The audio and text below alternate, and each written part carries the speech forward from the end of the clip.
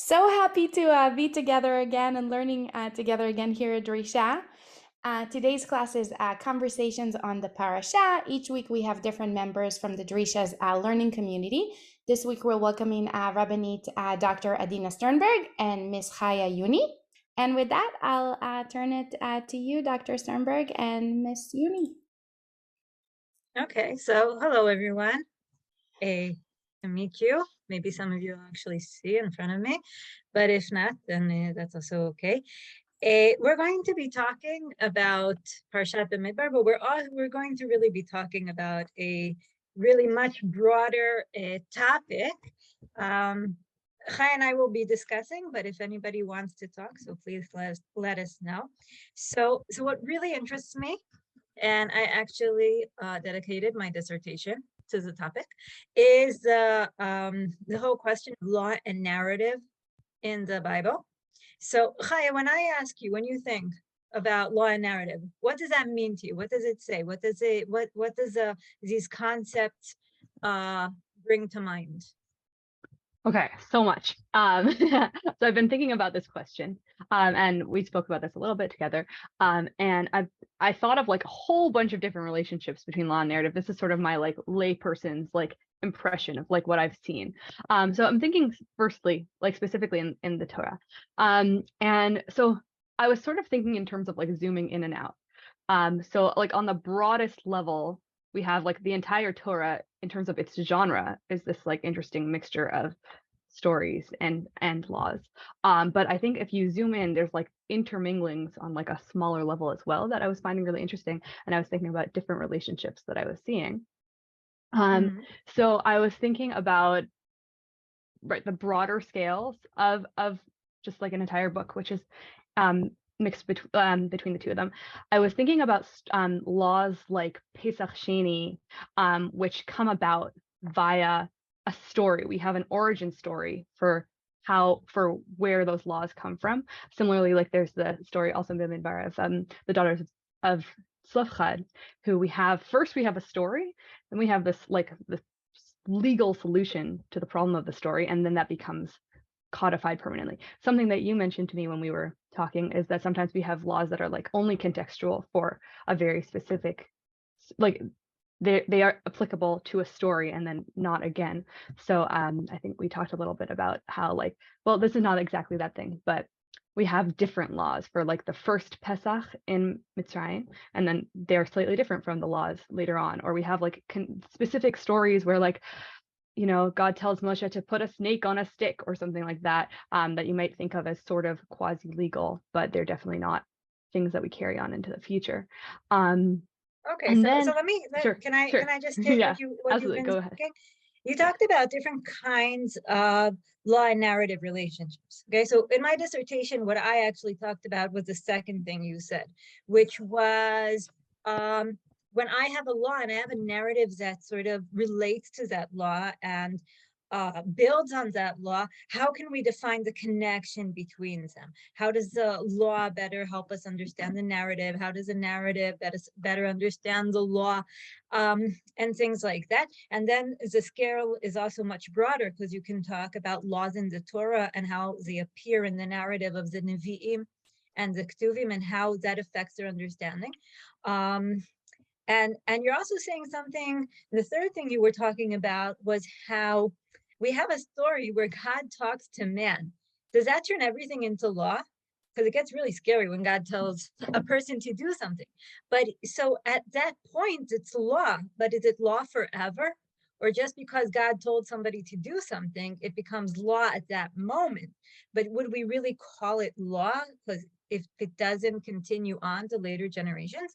So what I want us to talk about today, to discuss today, is the first thing you were talking about, which was a certain, let's call it a literary choice of God to give us a law and narrative together, meaning to have the Torah have a structure which includes and brings together both law and narrative.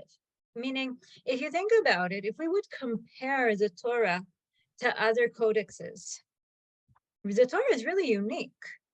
Now, I'm thinking about codexes of, the Hammurabi Codex of law.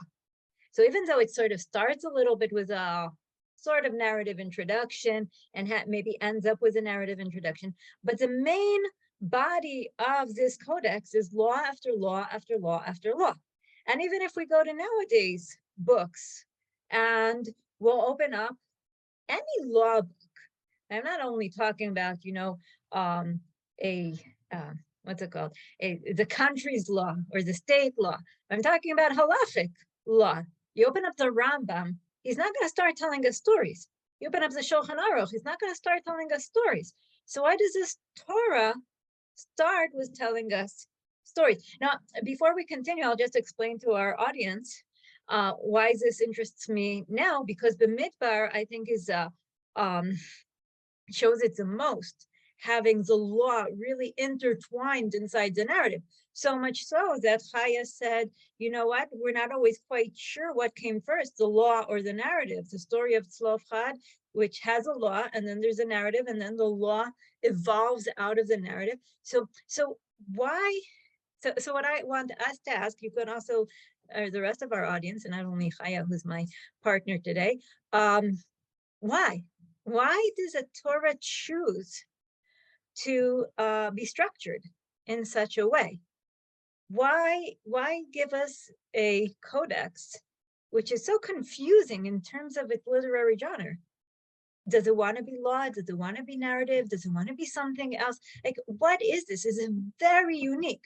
You really can't find this in any other, almost anywhere else, except for texts that build on the Bible, right? So if anybody in the crowd has ideas you want to share, you can also write in the comments. But what is the point of this law and narrative connection and context in the Torah?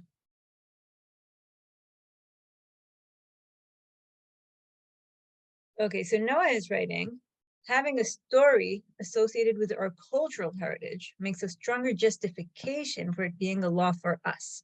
A case applies to our people. Okay, so Noah is saying that the narrative is a justification for the law. Okay, wonderful. Other ideas?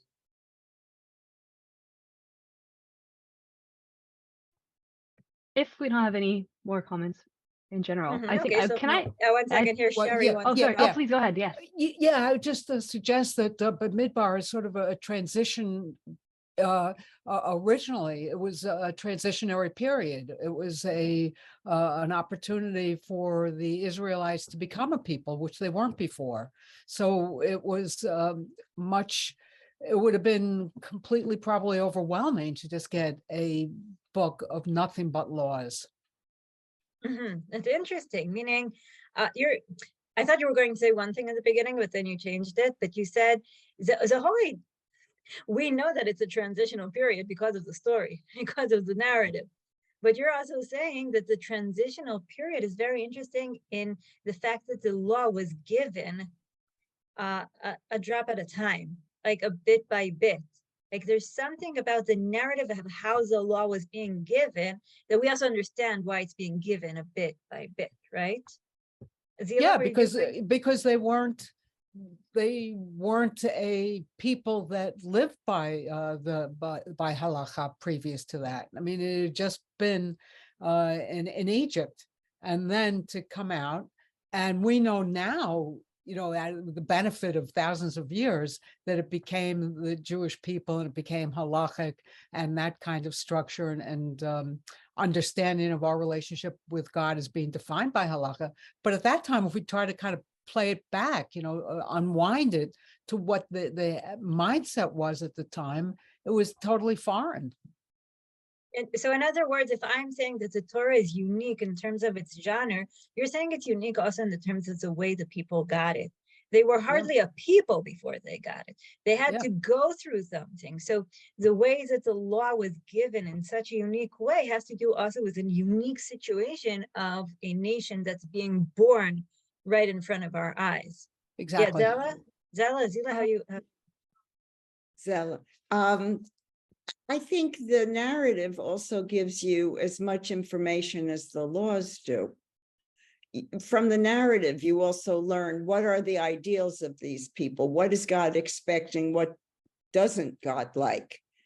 Mhm. So instead of saying absolutely no foreign fire, you see the narrative where, Eish Zara is brought and what the consequence is.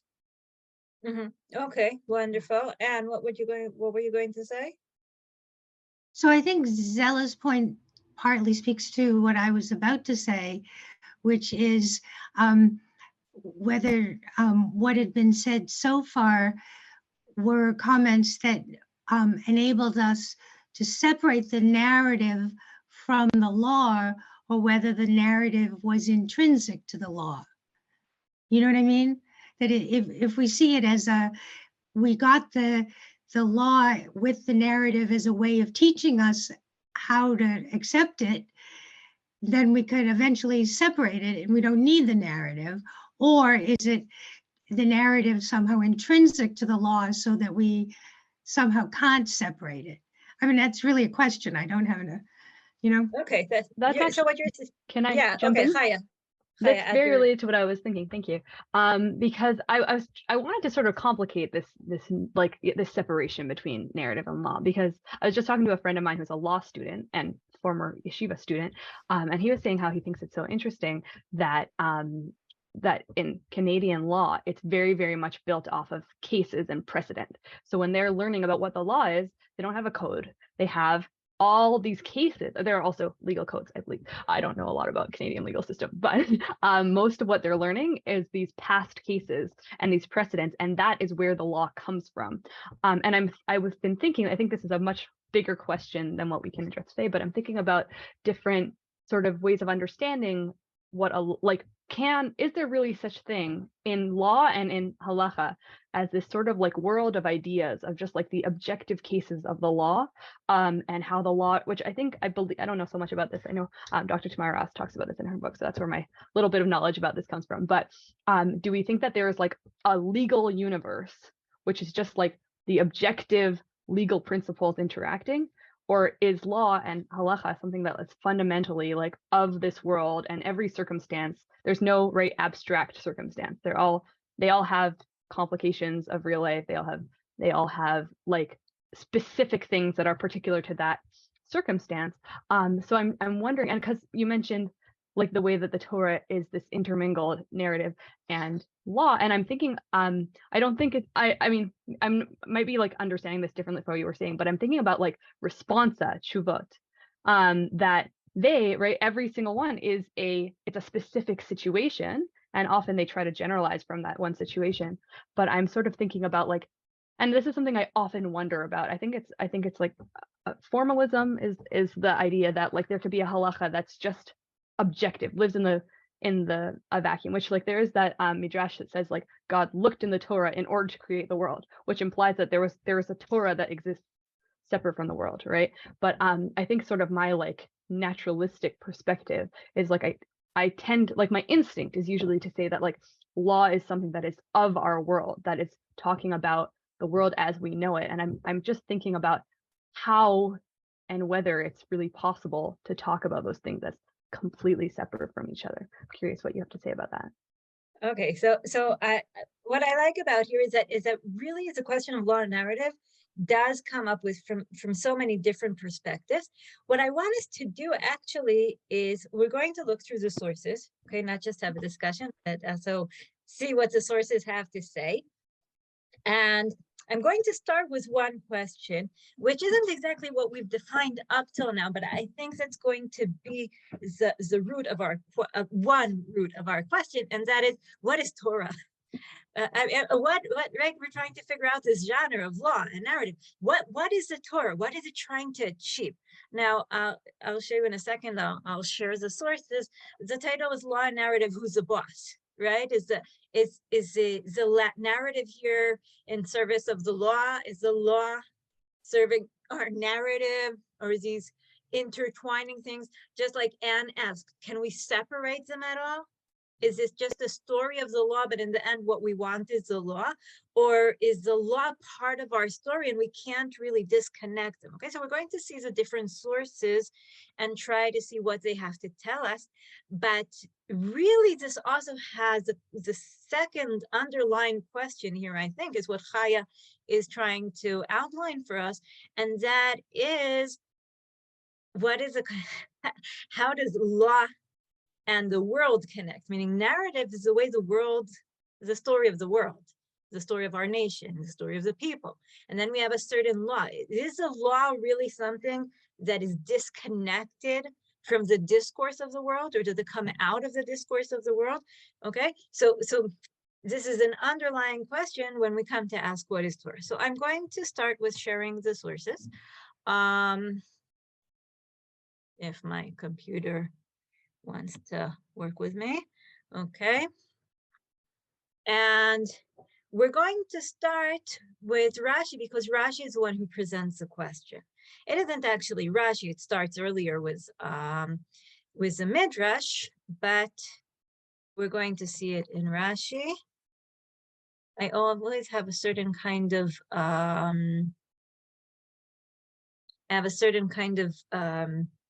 dilemma if I should make it big so it's easier to read, or if I should make it small so you can see more on the page. So I hope it's going to be good enough this way. Okay, so our first source is Rashi and Breshit Aleph, the first verse in the Tanakh. Bereshit. Amar Rabbi Yitzchak, לא היה צריך להתחיל את התורה, אלא מהחודש הזה לכם, שהיא מצווה ראשונה שנצטוו בישראל. Okay, so I'm reading the translation. Rabbi Yitzchak said, the Torah, which is the law book of Israel, that's actually already an explanation. I took this out of Safaria's translation. I see already they've embedded also part of their explanation. So the Torah should have commenced with the verse, this month shall be unto you the first of the month, which is the first commandment given to Israel. What is the reason then that it commences with the account of the creation? So this is our question. Why do we start from creation and not start from the law? Okay? So this is our question. This is the question that Rashi poses for us. Why not start directly with the law? Let's start with the law. So Rashi here is assuming, what is actually Rashi assuming here?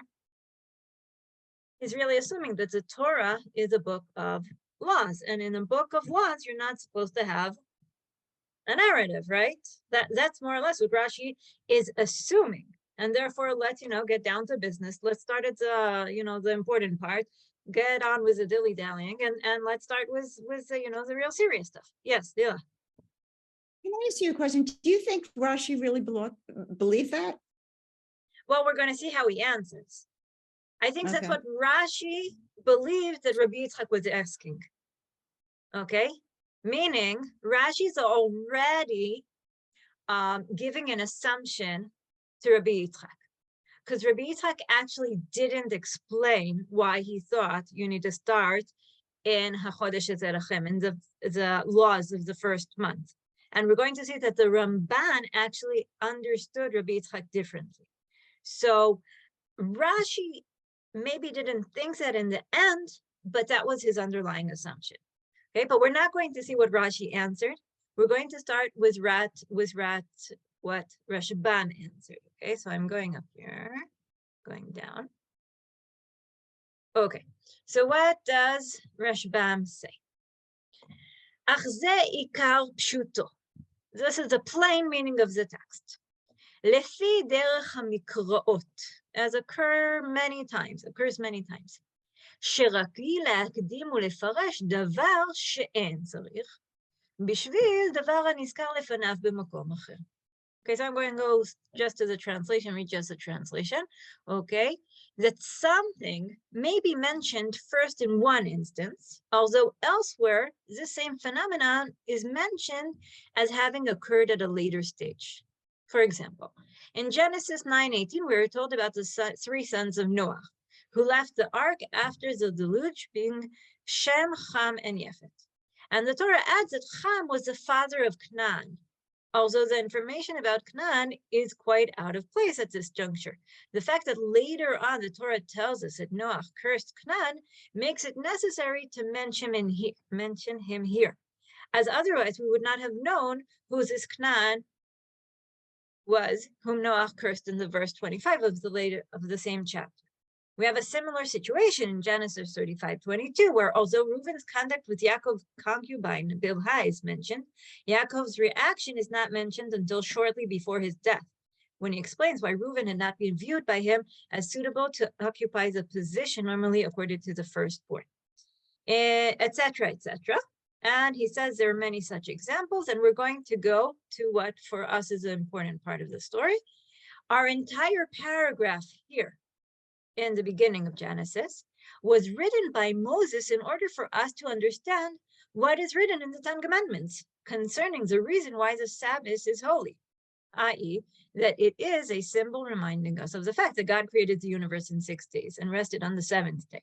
If anyone were to think that the universe as such has already existed then in the format that we see now, then we'll need to explain it differently.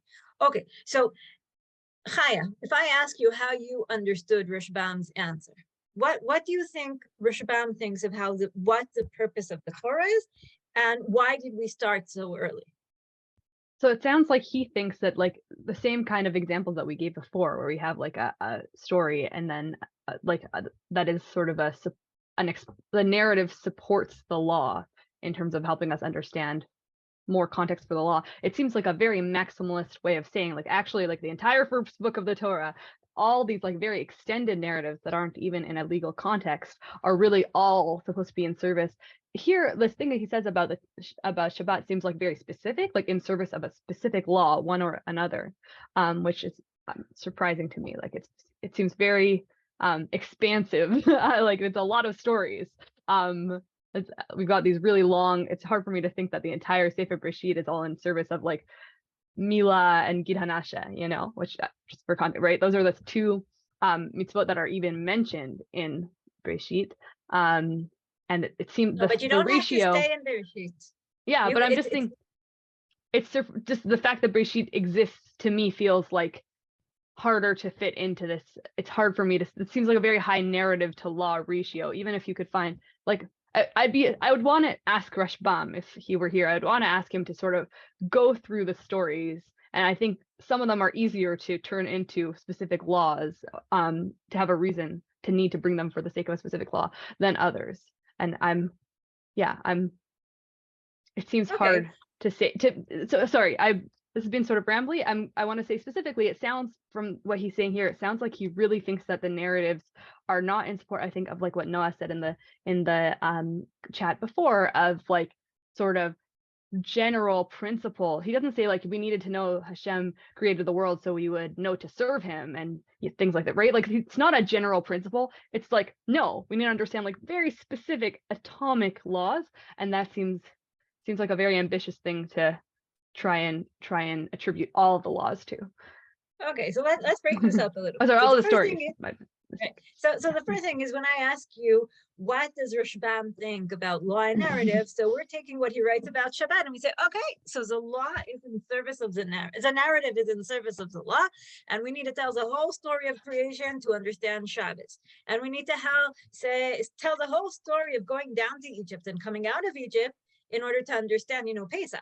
Because we can't understand Pesach without understanding the whole story of the Egyptian exile and everything that happened to us there. And as you said, it's a little bit surprising because we have a lot of narrative for two laws, right? The law of Shabbos and let's say the law of Pesach.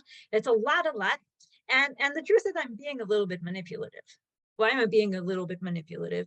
Because the examples he gave before was narrative in the service of another narrative, meaning the story of Canaan was told us in order to understand the curse of Canaan, and that didn't have anything to do with narrative. So really what I'm doing is kind of manipulating you and just saying, notice that there's an option. I'm not sure, as Chaya said, that this is exactly what Rashbam would say about law and narrative in general. But I think he is asking us to open our eyes that lots of times the narrative serves the law. And there are many laws that are really very much based on a lot of the narrative. Think about it, that all the laws of Pesach, right? And the Chagim, and we have so many things that are Zecher L'Yetziat Mitzrayim. And we also need to remember that we were servants or slaves in Egypt, and therefore act accordingly towards people who are the weaker people in society. And it really has a very high demand on us because of the stories that we have, right? I think, Noah, you mentioned that before in the chat. You also said it's like how the law applies to us and to our people. We need to understand the connection, because it's not just like Chaya said before, you know what, a certain kind of law that's pure. This is a right way for things to do. Even our law, even if it wasn't born out of narrative, it definitely addresses our narrative. It really takes a narrative into consideration. God wants us to remember the narrative. And therefore, in a sense, the narrative does serve the law. So again, I'm not sure Hashem would explain everything in the Torah in such a way, but he gives us the tool to understand the narrative as a certain kind of basis or way to understand the law. Now I want us to go back to Rashi and see how Rashi explains it. Okay, again, I'll go to the English. So we're going back to the question: what is the reason then that it commences with the account of creation? So what's his answer? The answer is what Rabbi Yitzchak in the Midrash said. The answer is because of the thought expressed in the text, he declared to his people the strength of his works, meaning he gave them an account of the work of creation, in order that he might give them the heritage of the nations. Okay, in the Hebrew, it's called Koach Ma'asav Higid Le'amo, Latet Lahem Nachalat Goyim. So God explained himself to his people in order for his people to be able to take the land or get the land from the other nations. And then Rashi continues, for should the peoples of the world say to Israel, you are robbers because you took by force the lands of the 7 nations of Canaan, Israel may reply to them, all the earth belongs to the Holy One, blessed be he. He created it and gave it to whom he pleased. And when he willed, he gave it to them.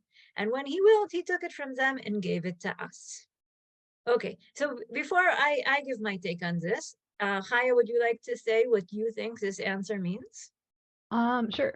I think like on the face of it, it's a little, like if you really take him really at his word, it's a little bit funny. It feels unconnected. It feels a little out of the blue, and also it feels like relevant only to the story of creation. And I think you've got to fill in some gaps in order to talk about all the rest of the narrative. But I think that filling in those gaps really makes it more clear, because I'm sort of trying to follow this line of right. So we first have to say God created the world so he can do whatever he wants with it, right? And then we've got this story of like, let's talk about again the rest of Brishit and then all the narrative in Shemot.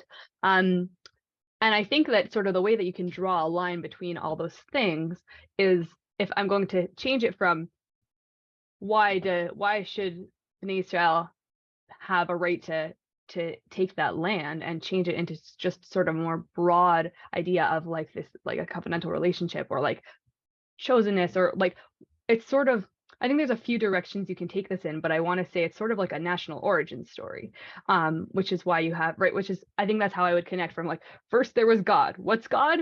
God is what created the universe, or who created the universe, right? And then we have the story of God building a relationship with an individual and with a family and with a people. I think you can sort of reduce what that, like all those things into like a religious national origin story for the Jewish people. I think that's how I would sort of make that mesh with the rest of the Torah, because again, like this feels very localized on the face of it. Okay, what I love is that you already have the answer in your mind, and it already is weird to you, and you're already giving an answer. Okay, but I want the rest of our audience here to maybe try to write down in one sentence or one word, according to Rashi, what is the Torah? Right? Rashi's assumption was that the Torah should be a book of laws. So he's not embracing that assumption. He's not saying, like Rashbam, you know what? This also serves the law. This also helps us understand the law. This is also an explanation of the law. No, he's going to a totally different venue, right? So according to Rashi, what is the Torah? Okay, try to give me, okay, I want a participation. You can say out loud or you can write down in the comments. What is the Torah according to Rashi, or according to this parush of Rashi?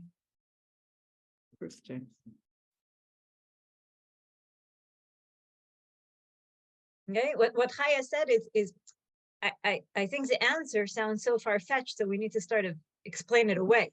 But let's try to figure out what is the first, the I don't know, like the formal answers that he's trying to give us.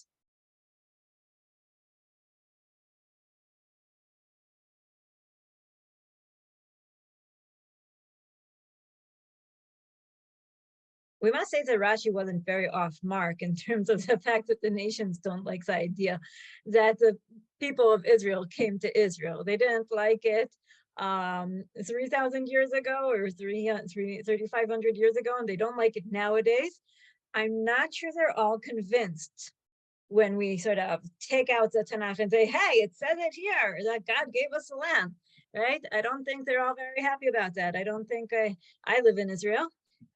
We're now celebrating Jerusalem Day, meaning the day that we freed the city of Jerusalem. Okay, we have not yet to convince our neighbors here that this is our land. Okay, so Zella writes, proof text for Jewish history and existence. Okay, you're I think you're even more apologetic than Rashi. Rashi doesn't want to apologize for our Jewish history or our existence. He just wants us to apologize or prove our right to the land. And in a sense, no, I think that's what Rashi is saying. I'm not saying that's my idea. Okay, but Rashi is saying, you know what? The Tanakh, if we pinpoint it, the Torah is trying to say we have a right to the land. You know, when Chaim Weizmann came to the UN and they said, well, why should you get the land of Israel? He said, but this is our deed. This is our deed of ownership. This is our land. It says it here, right? So Anzela says even more. The Jewish people have a right to live. They have a right. They have this connection to God. And now Chaya will expand and broaden it and say, it's not just that this is our land, but this is the story of the relationship between the people of Israel, the land, and God, right? Meaning the Torah says, this is what God told us that we need to do in order to get the land. And if we do what God tells us, we will get the land. And now the land is ours. Not always. You know, when Rashi wrote this, Rashi wasn't in the land. Rashi was at the point where he said, okay, the land isn't ours because God doesn't want us to have the land. But for Rashi, in a sense, yes. What are you saying? No, I was going to say Rashi is also watching the Crusaders, not only going through Europe and devastating it, but ultimately going to Jerusalem to claim it as their own. Mm-hmm. I mean, Rashi can't be lost on him what's going on in front, you know, at that time. That's interesting. So Rashi needs to, in a sense, that's what also the Christians eventually said, that if we have the land and we're prevailing, that means the God's on our side. And Rashi doesn't say that necessarily God is on our side, but also he's saying sometimes God will be on our side and sometimes he won't. And it depends on if we're doing what he wants us to do. So now I get around to the point which Chaya was saying, and that is we can see the Torah as a book of laws, but also, in a sense, our deed of ownership on the land of Israel. But in a broader sense, this is a covenant between us and God. And part of the covenant is the laws, but also part of the covenant is the territory, the geographic context of the land of Israel. And therefore, it's the Torah, we wouldn't want to explain it just as a codex of law, because it's not just a codex of law. It's a covenant between us and God. where we have our obligations and the things that we need to do. And part of God's obligation, or let's say promise, in case we do what we need to do, is also giving us the land. So the Torah is, if I think now in terms of law and narrative relationships, I would say that the law is part of this narrative. The narrative is this covenant between us and God, where the covenant includes our joint history, and the covenant includes our destination, and the covenant includes this promise of the land, and etc., etc. Now, I think about it in terms of, Rav Soloveitchik's the nation in terms of our faith, or in terms of our destiny. Is it a covenant of faith or covenant of destiny? So if we read Rashbam says the Torah combines us together because we have a destiny, because we have something that we need to do. We need to keep the laws. This is where we're looking at. Whereas Rashi says, you know what, part of our covenant is also our history, our faith, where we came from, our family story, right? What Zela wrote as our Jewish history and existence. This is all part of our story, and the law is also part of this, but it's not all of it. Okay, I want us to go to Ramban and see what the Ramban has to say. Okay, and after we see that, we'll be able to try to think of the book of Bemidbar. Okay. Yeah. Okay. So Ramban starts with arguing with Rashi, like he does a lot of time. Okay? He starts with, in the beginning, God created. And that's a quote. Rabbi Yitzchak said, etc., etc., etc. I cut it out. This is a homiletic exposition as quoted by Rabbi Shlomo in his commentaries. Meaning, he's saying this isn't what exactly Rabbi Yitzchak said, but how Rashi explained Rabbi Yitzchak. And now Ramban is going to explain him differently. He says, one may object that it was indeed very necessary to begin the story with a chapter in the beginning, in the chapter of in the beginning God created, for this is a root of faith. We really did have to start the Torah in Bereshit, because without Bereshit, we don't have any explanation of why to believe in God. And he who does not believe in this and thinks the world was eternal denies the essential principle of the Judaic religion and has no Torah at all. It's kind of interesting, because if Rashbam said, well, we need the story of creation for Shabbos, the Ramban says we need the story of creation for Anochi Hashem Elohecha, right? I am your God. Even though, interestingly enough, in the Ten Commandments, God doesn't say, I am your God who created heavens and the earth. He says, I am your God who took you out of Egypt, which is also, by the way, a narrative. But okay. Anyway, so the answer that Ramban says, the answer is that the process of creation is a deep mystery, not to be understood from the verses. And it cannot be truly known except through the tradition, going back to Moses, our teacher, who received it from the mouth of the Almighty. And those who know it are obligated to conceal it.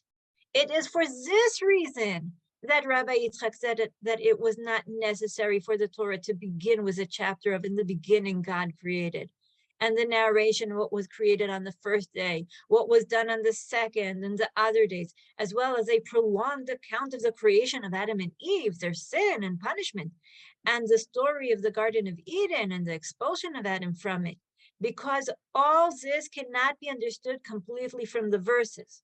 Okay, so I'm going to stop here a second. Chaya, how do you understand why, according to the Ramban, the Torah shouldn't start from Bereshit? Or why should it start and why shouldn't it start? How do you understand? Well, it should, because it's right, like you were saying, it's the fundamental, like it's the sort of justifying the entire book and the laws of it in it and the relationship in it. It's like we need to know sort of, who is this God who is addressing us, and where it's coming from. I'm still sort of thinking about this, the flip side of it, and it sounds like he thinks that in a certain way Bereshit is like inadequate for that purpose, or it's telling us maybe this is going to be a little more interpretive, but maybe it's sort of that it's enough of a story to tell us Anochi Hashem Elohecha, but it's not enough for us to really understand what creation is. So we're not really getting the creation story. We're only getting the creation story as it fits into our legal purposes or our other narrative purposes, but we're using the creation story itself in a way that neglects creation itself as a narrative, if that makes sense. That's what It's like that's sort of my understanding of what's going on. I'm not sure if I've totally got it. I feel like I still have to process it a little bit. But yeah, I feel like what the Ramban is saying, you know what, for a narrative of creation, it's kind of simplistic. Obviously, we can't really say that God created the light on the first day. I mean, what does that mean even, right? Now, especially when it's coming from the Ramban, who really is so learned in depth philosophy and Kabbalah. And I mean, really, this is a very simplistic way of looking at creation. It's like, we really don't understand creation from the thing. If we really want to understand God, it doesn't give us so much. It's really very, I mean, it's nice when you teach it in kindergarten, but for real profound belief and understanding of God, it really doesn't cut to, like, it really is not enough. So why start from this story if it's not giving us all it's supposed to be giving us? Because really most people can't understand the secrets of creation and the secrets of God. So what actually is it giving us? Okay, and I think now this will help us and better understand. So on one hand, he says that it's for the benefit of our faith and understanding, but he says it really isn't enough to give us that. So what is it giving us? I'm going to continue. It is all the more, one second, let's just go. Okay, I'm over here. Okay, it is all the more unnecessary for the story of the generations of the flood and the dispersion to be written in the Torah, for there is no great need of these narratives. And for people who believe in the Torah, it would suffice without these verses. They would believe in the general statement mentioned to them in the Ten Commandments. For in 6 days the Eternal made heaven and the earth, the sea, and all that is in them, and rested on the seventh day. And the knowledge of the process of creation would remain with individuals as a tradition from Moses, who receives the law on Sinai together with the oral Torah. Meaning, it's sort of like nishtahir, nishtaher. It's not broad enough to really give us the secrets of creation, but it's also not precise and succinct to give us the information that we need.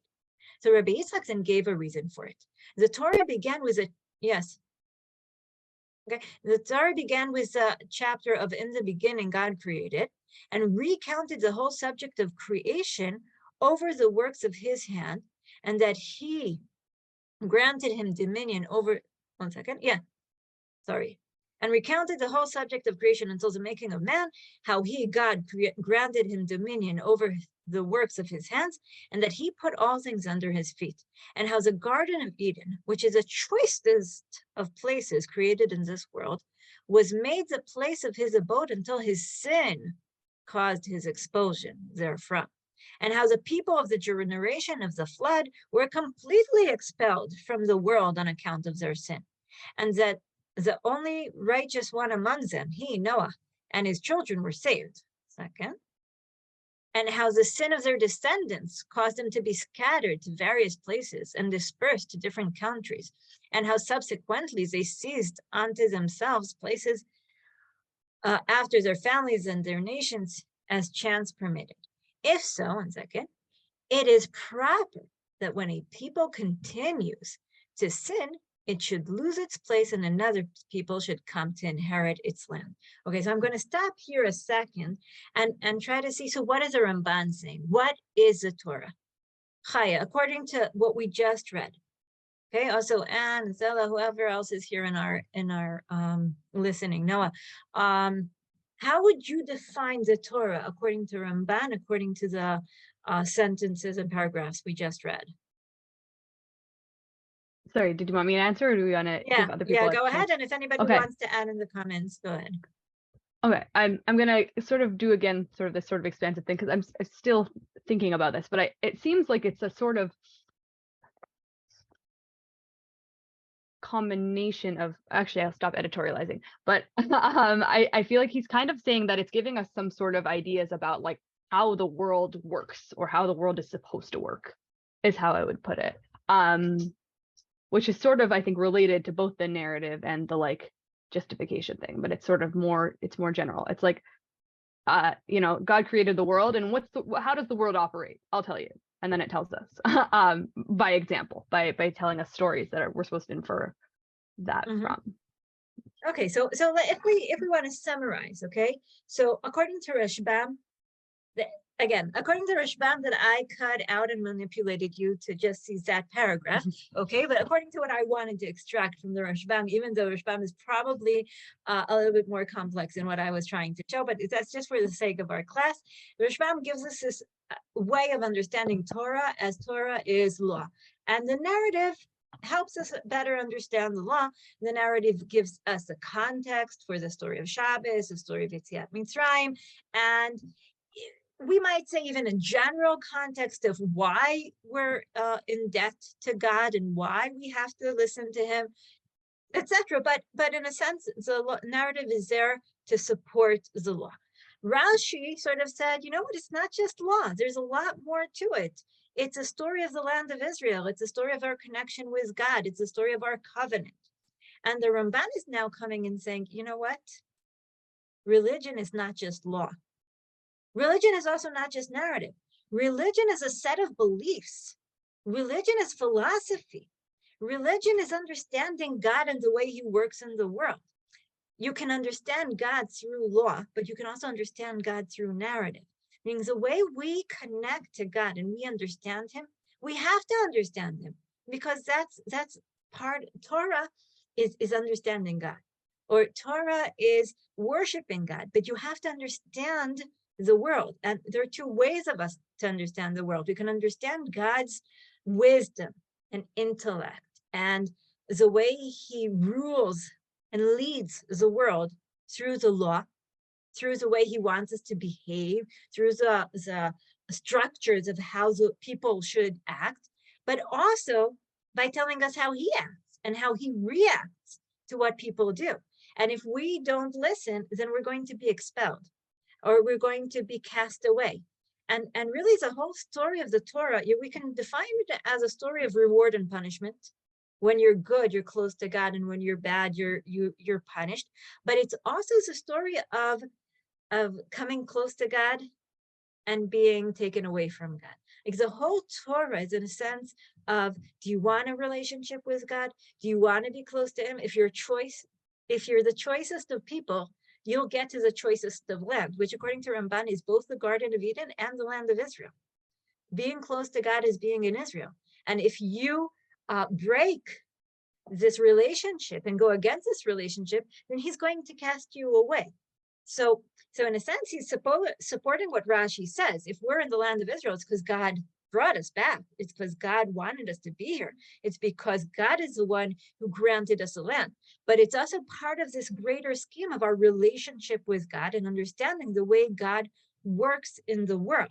Meaning, in this relationship with God, there's what we need to do and how we need to act, but there's also understanding the other side of the relationship of how he works in the world. Okay, so we have, I'd say, three general, that I'm sure there are many, many more, but we have only an hour here today. So three general ways of looking at it. One is that the narrative supports the law. The other is that the law is part of our narrative with God. And the third one is that both law and narrative are part of something greater of Torah as teaching us the ways of God in many different methods and genres. Now, what I want us to do is try to figure out the book of Bemidbar in this scheme of things, and maybe even get a little bit another insight in terms of law and narrative. Okay, so when we think of Bemidbar, before we think of Bemidbar, if I look at the Torah in general, I can see all these things that the different commentators talked about. I mean, if you think of Sefer Shmot, we have a story that tells us how it is that the people of Israel got a codex of law.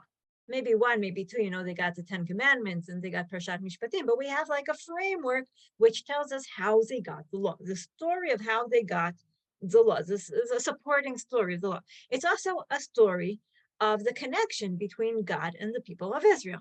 That God took them out to become his nation, and part of becoming God's nation is we get the law. Okay, Vayikra and Dvarim are really big codexes of law. Dvarim also has a little bit of a narrative structure, framework, and in the middle we have the laws, but it's more or less, it has a structure. But Bemidbar is like, what's it doing here? Do we have here a narrative? We have a narrative. Do we have here laws? Or is the laws just, oh, we walked and we walked and we walked, and then we got a mitzvah, and then we walked some more and we got another mitzvah. It's like it's like a Super Mario game. I don't know. You guys are from the same time as I am, right? So you sort of like jump along and you capture laws on the way inside your story on the way to getting the princess, right? So is the law part of the story? Also, one of the interesting things is that the Ramban, when he talks about the book of Bemidbar, okay, 1 second. I'm back to Ramban, and he talks about the book of Bemidbar, and he says this: Bemidbar Sinai, in the wilderness of Sinai, after having explained the laws of the offering in the third book, he now began to set forth in this book the commandments which they, the children of Israel, were told with reference to the tent of meeting, okay, to Oel Moed. Now, he had already given a warning for all times about the prohibition of impurity relating to the sanctuary and its holy things. Here, he defined the boundaries of the tabernacle whilst it was in the wilderness, just as he had set bounds for Mount Sinai when the divine glory was there. And he commanded that the common man that draweth nigh shall be put to death, just as he had said there, no hand shall touch him, meaning the mountain, but here should surely be stoned, etc., etc. Is comparing the mountain of Sinai to the temple. Okay, and I'm going to continue a little bit more. 1 second. Okay, now I'm going to this paragraph. Now this whole book deals only with those commandments which were meant only for a particular time, being the period when the Israelites stayed in the desert. And it deals also with the miracles which were done for them, in order to tell all the wondrous deeds of the Eternal which he wrought for them. It tells us how he began to destroy their enemies before them by the sword, and he also commanded how the land should be divided up against them, etc., etc. Okay, so in other words, what I'm noticing that the Ramban says, he's saying, you know what? If in Shmot and Vayikra and Dvarim, the law gives us a story, the narrative gives us a story of the law, but the law is an eternal law. Just that we have a context to this law. Bemidbar, the laws of Bemidbar are for the times of the Midbar. The laws are a narrative. You should know that a long time ago, when we went in the desert, these were the laws of the desert. It's not a law. It's not a normative expectation of us. It's a story of what were the laws in the past. How does that serve anything? What is that good for? I mean, we can think about the law teaching us how we need to behave and how the narrative tells us about how God behaves, or the narrative tells us why we need to keep the law. But what's the point about a narrative about laws that aren't eternal? There are stories of laws that used to be relevant, but they're not relevant now. So who cares about them? Okay, this is so. Now it's the Ramban here isn't 100% precise, because there are laws in the book of the Midbar that are eternal, but really Chazal contemplated. Okay, we have a midrash talking about the sota. Okay, those of you who do Daf Yomi, we just finished Masechet Sota. So is sota relevant for all times, or is it a story of the desert? So the Sifrei in source number 5 says, Zot Torat Knaot. This is a ritual in the case of jealousy. En yela l'sha'ah l'dorot minayin. So I can understand that this is a law for the time being. How do I know that this is a law also for further generations? So Talmud Lamar Zot Torat Divrei Rabbi Yoshia. Rabbi Yonatan Omer Kechotam Advarim. So according to Rabbi Yoshia, this is a Torah, and Torah is eternal, so the laws are eternal. But Rabbi Yonatan says, no, things as they are. Maybe Sota is just a law of the desert, or a time-bound law. So I want you a second, we don't have a lot more time, but I do want you to give a minute thought or half a minute thought. What's the point of a book that most of the book is narrative, and the laws in the book are narrative in terms of laws of the past. Why do I need to know the laws of the past? Who cares? Okay? It's not only the contextual narrative for the law, it's that the law becomes a story that's not relevant for nowadays. So why tell it? Think about it. How to set up the count, not relevant. How to count the people, not relevant. How to carry the different parts of the Mishkan, not relevant, etc., etc., etc. So why have a whole book that the laws in the book are not relevant to us today?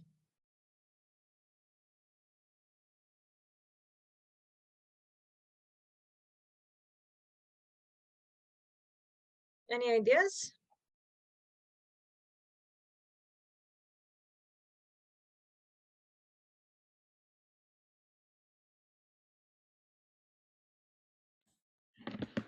Oh, it looks like Susan. Susan, let me allow you to.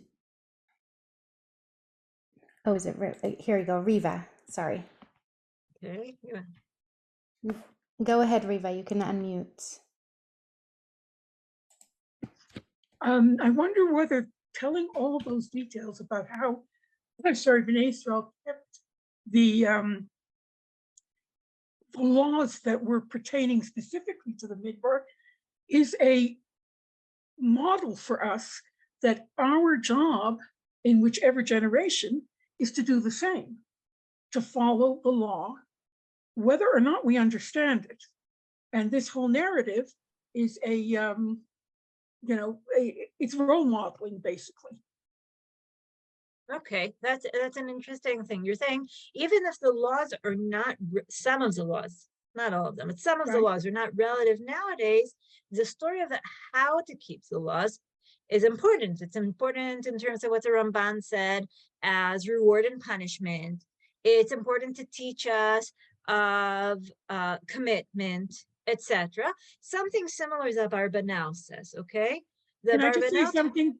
Can I interrupt you? Yes. It's almost like an argument against all those people who say, well, that was relevant then, it's not relevant now.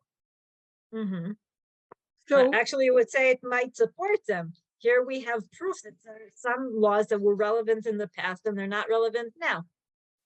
Granted, but Shabbos is still Shabbos. Right, so how do you know?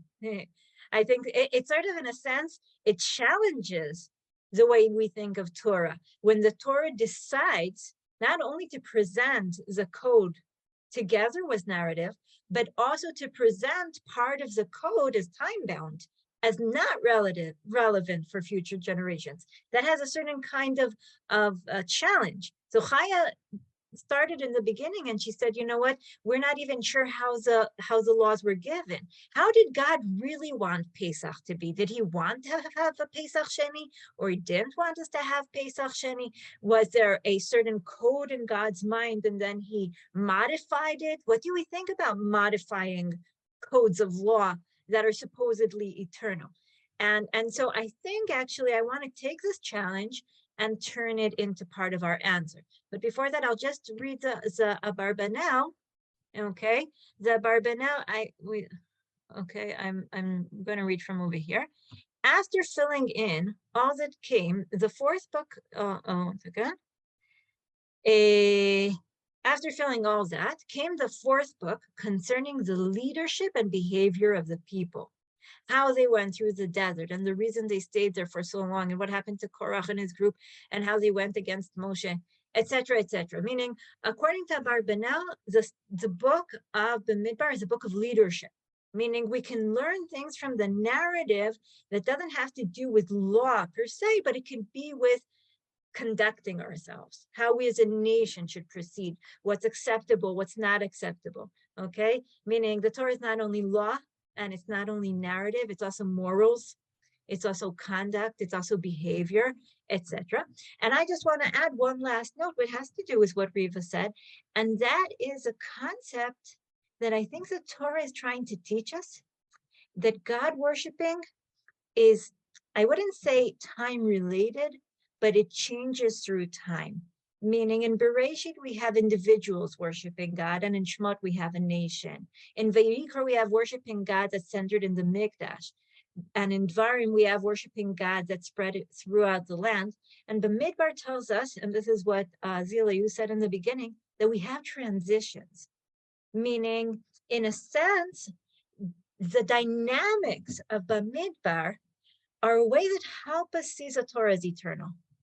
The Torah could be eternal because it teaches us that we don't have to worship God the same way all the times. Shabbos will still be Shabbos, okay? But we can have worshiping God even in times when we're not going to have a temple. Meaning not having a temple isn't going to ruin our whole relationship with God. You can have a relationship with God in the land of Israel. You have a relationship with God out of the land of Israel. You can have a relationship with God that surrounds the temple, and you can have a relationship with God in the camp and in the land. Meaning there is a certain, I'm going to end with this. I think that part of the lesson that the Torah is teaching us, and especially the book of Bemidbar, is a certain flexibility in the worship of God. Again, not that we can sort of, erase things, but the fact that the Torah says there were certain things that were relevant at a certain time, and God told us that afterwards it's not relevant. And even God, like Susan says, maybe says, you know what? Also, God changes his mind. Again, I don't want this to go too far-fetched in terms of what we can change and what not, but I think it does want to teach us a certain flexibility. I think even if each and every one of us looks at ourselves and the way we worship God, it changes when we grow older. We evolve and our worship of God evolves, and that's okay. The Torah gives us different paradigms that we can relate to, so that when we change as people, as individuals, and as a people, we can also have different dynamics and different paradigms that we can build on, and that helps us keep our relationship with God alive even when times change. And putting the law into the narrative tells us that even when our narrative changes, we can continue keeping the law. So sorry, I took a few extra minutes, but I'm open for questions if anybody wants. And thank you, Chaya, for conversing with me. Thank you. It's been lovely. Okay, any comments or questions? Feel free to unmute now. Okay. So good to see you. Wonderful. Have a good Shabbat and enjoy learning Bemidbar and noticing the ways that the long journey that we've gone through, and try to relate each and every one of you in your own journey. Thank you. Thank you. Shabbat shalom. Thank you so much, Rabbanit Sternberg, and thank you, Miss Juni. Thank you to all the participants also that are always part of a learning community here at Drisha. Just a reminder that this is the last session of conversations on the Parashah for this term. Next week is Erev Shavuot, but we have plenty of other opportunities to learn Torah available. You can learn more about more classes and offerings on our website, drisha.org. And yeah, I will see you another time. Lehitraot.